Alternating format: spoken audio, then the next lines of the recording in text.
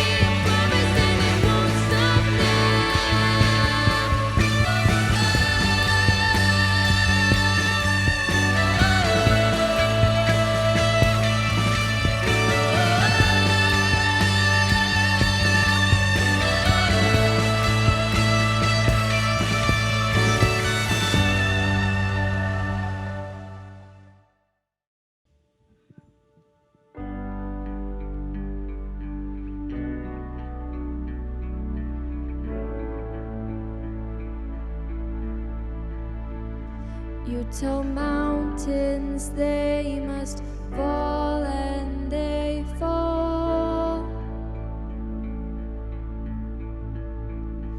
You tell oceans to be still, and they're calm. You tell sickness it must leave, and it's gone. In my weakness, God, I know you are strong.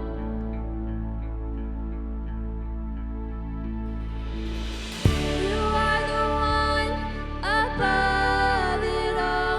I stand in awe. You're the God over all.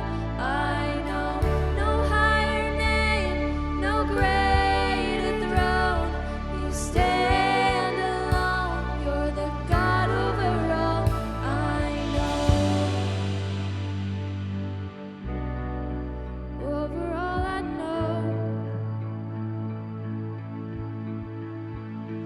You tell broken things be healed, and they're whole. You tell fear it has no place, it must go.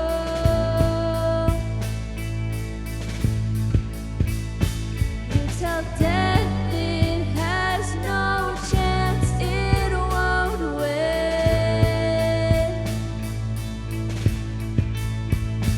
And if you are for me, God, what can come against?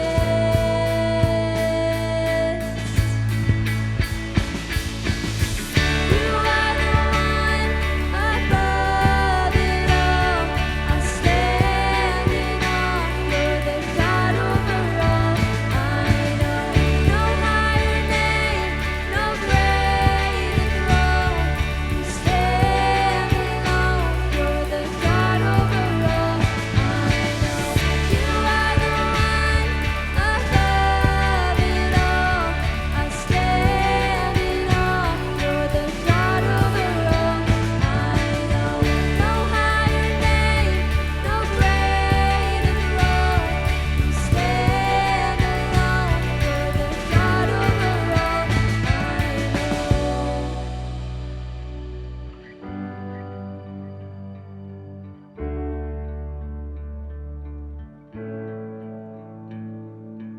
I believe it, I have seen it, my God is over all.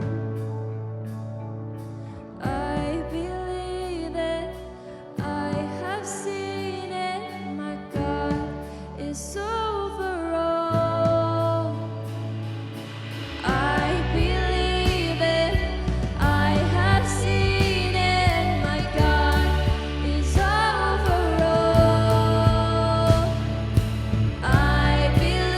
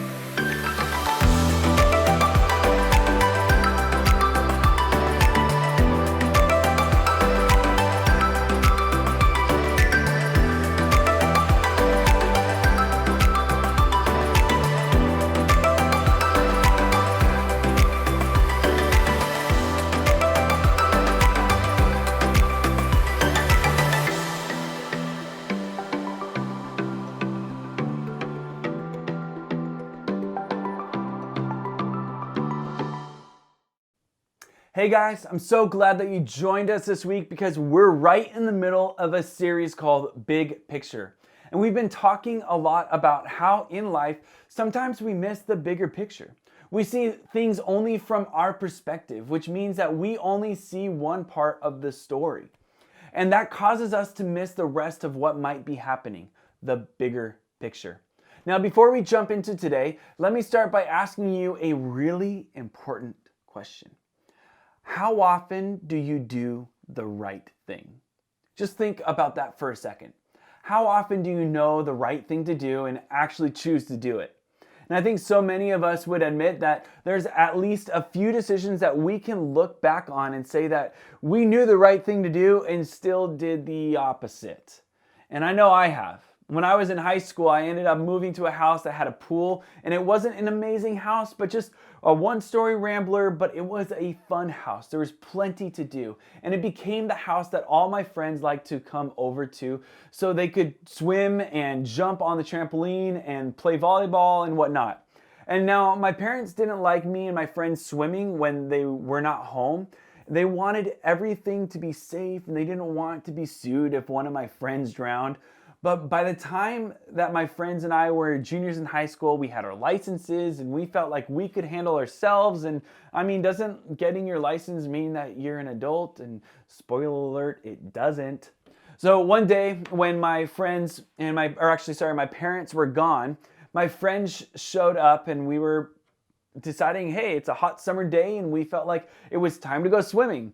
But while we were swimming, we noticed something cool about the house. It was only about 8 feet away from the pool, and the jumping distance from the roof to the pool was totally doable. And I knew that not only were we not supposed to be swimming in the pool when my parents weren't home, but I knew that we weren't supposed to be jumping off of the roof. But did that stop me? Nope. So I run over and get a ladder and we start to jump off the roof, and each of us get about one jump in, and my friend Jordan is on the roof about ready to jump, and then I hear a, "Jordan, get down from there!" And my mom and dad had just got home and my mom was furious. She knew of the danger that we could have put ourselves in. And I mean, it was fun, but it wasn't safe. But the issue was, I knew it was not right, the right thing to do, and disobey my parents. And so can we all agree on one thing today? Doing the right thing isn't always easy. Sometimes choosing to do the right thing means not choosing the fun, exciting, or most popular thing, the thing we actually want to do. And that can make choosing the right thing in any situation a hard choice to make. And honestly, I think that's because doing the right thing usually costs us something. Think about it. You know the right thing to be is to be honest with your parents or your coaches or your teachers, but if you are, you'll get in trouble for what you did. And doing the right thing will have a consequence or punishment, and that will definitely cost you something. And you know the right thing is to babysit your siblings when your parents ask, but you honestly just don't feel like dealing with them. And so doing the right thing will cost you some freedom. And you know the right thing isn't to say yes to the guy who asked you out if you aren't allowed to have a boyfriend. And doing the right thing will cost you the relationship, and that feels like too high of a cost. And you know the right thing is to be honest about how you're feeling in a friendship, but if you do, you might end up in a fight or a fallout with a friend, and that conflict is a cost you don't want to pay. The list could go on, and the reality is we've all been in situations where we've had to choose if we're going to do the right thing. And sometimes doing the right thing feels really easy. It's an obvious choice. And other times doing the right thing is really complicated. And when we start to count the cost of doing the right thing, suddenly the choice isn't so clear. And sometimes it's difficult to do the right thing because we simply don't know what the right thing to do actually is. So here's the question. What can we do today, right now, to help us be prepared to do the right thing no matter what?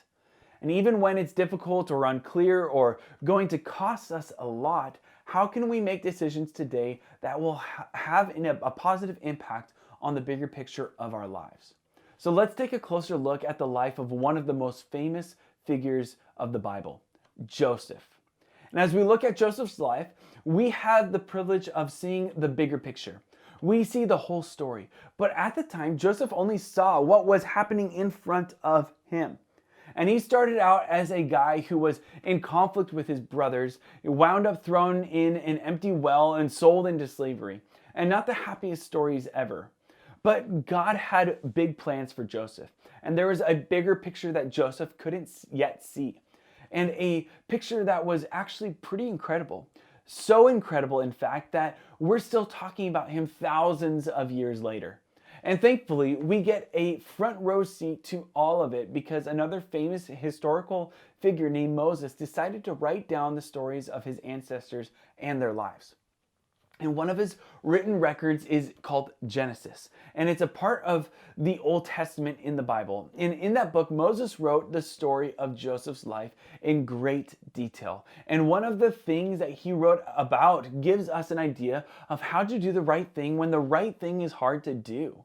And we're picking up in Joseph's story right after he was sold as a slave to a group of traders. And Joseph was eventually bought by a pretty powerful Egyptian man named Potiphar. And this guy was a big shot in the government and a captain of the Pharaoh's guard. And after some time working for Potiphar, Joseph was put in charge of Potiphar's entire house and everything he owned. So even though Joseph was in a bad situation, things seemed to be turning around for him, right?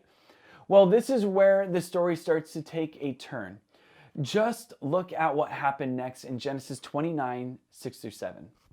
Now Joseph was well built and handsome, and after a while, his master's wife took notice of Joseph and said, "Come to bed with me."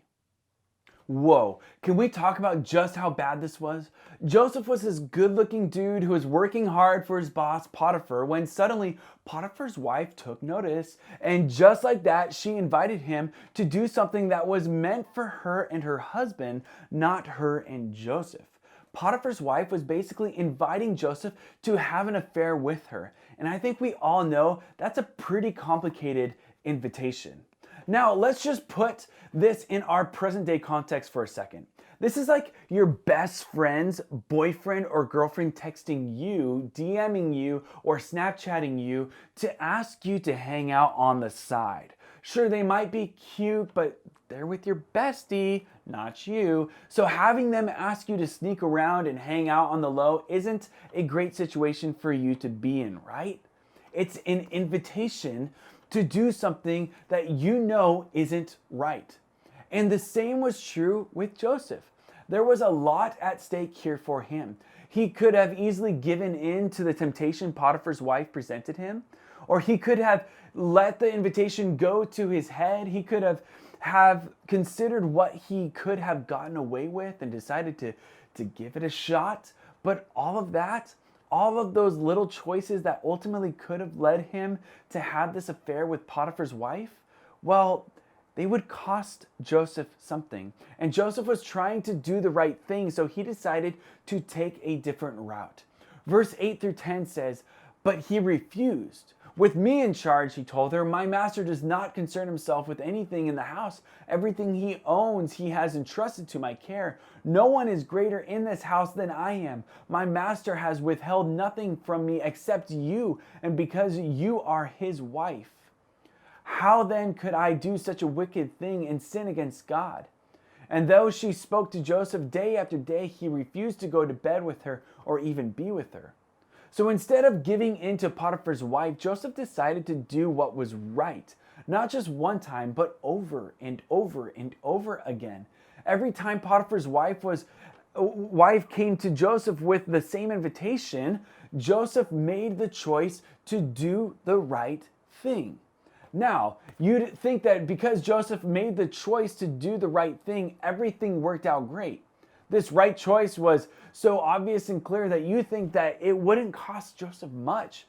And you think it would all work out great, but believe it or not, doing the right thing eventually wound up costing Joseph his freedom. And that's a pretty big cost.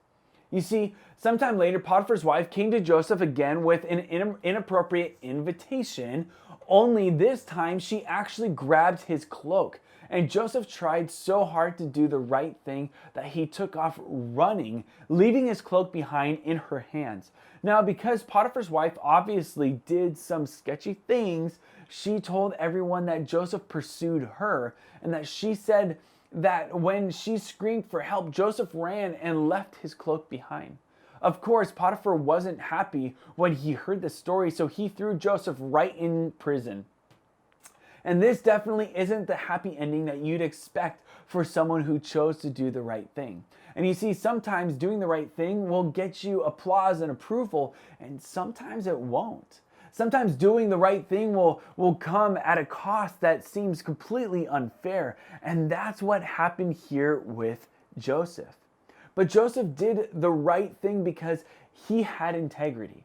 And doing the right thing regardless of the cost is the definition of integrity. Joseph couldn't see the bigger picture. He didn't know that choosing the right thing would get him thrown into prison. And even when he was in prison, Joseph didn't know that God was still working, still creating that incredible big picture for his life. But Joseph didn't need to know, because he was operating with integrity. Joseph knew that choosing the right thing was the best decision no matter what happened next. And that's what I want you to know too. Here's what I think we can remember from Joseph's story. When you can't see the bigger picture, do the next right thing. And in the moments, Joseph was faced with a choice, and he didn't know the bigger picture. He couldn't see it yet, but he still chose to do the next right thing. He still chose to hold onto his integrity. So how can we do the same? When we're struggling to do the next right thing or make the next right choice, what can we do to help us hold on to our integrity? First, you can see your situation. What situation are you in where you need to do the next right thing? Maybe it's a relationship that's starting to push your boundaries. Maybe it's a conversation that you've been avoiding with your parents. Maybe it's a friendship that needs to change. Whatever it is, think about what situation you're in where you need to take a step in the right direction. See the situation where you need help in making the right choice. Then identify the next right thing. Do you need to confess something to a parent? Do you need to ask a friend for help with something? Do you need to apologize to someone in your life? Do you need to not go to a party that you're invited to? Do you need to stop looking at someone else's homework? Do you need to have a tough conversation with a boyfriend or a girlfriend? And in your situation, what's the next right thing? Now, here's the deal. It's easy to sit here and think about the next right thing to do, and it's even easier to totally forget about it when you leave. So there's one final thing that I want you to do. Tell somebody the next right thing that you're trying to do. Talk to your small group or life group leader, a trusted friend, or someone at home about your step that you're trying to take. Invite them to ask you this week if you actually did it. Let them help you take a step towards the right thing right now, because taking these steps today is something that will shape our lives for the better tomorrow. Remember, you don't have to see the big picture in order to make the right choice. Instead, day by day, when you're faced with all sorts of decisions and choices, you can choose the next right one. When you can't see the bigger picture, do the next right thing. Let me pray for you. Father, I just pray for every single student who's watching this right now. And I pray that if they're faced with tough decisions and they don't know what the next step that they need to take is, I pray that you help them understand what the next right step is. What's going to help them for a better tomorrow. So God, give us wisdom to make the right choices, to make the right decisions stepping forward. We love you, Jesus, and pray this in your name. Amen. Hey, thanks for watching today, guys. We have a big announcement for you. And so take a look at what Jen has to say right now. Bye, guys. Hey Roots! I'm so glad you could join us today, and I hope this message helped you understand what it looks like to live with integrity. Remember, integrity is doing what is right regardless of the outcome or what others will think of you. Okay, are you ready for the big announcement? Roots services are coming to you live next week.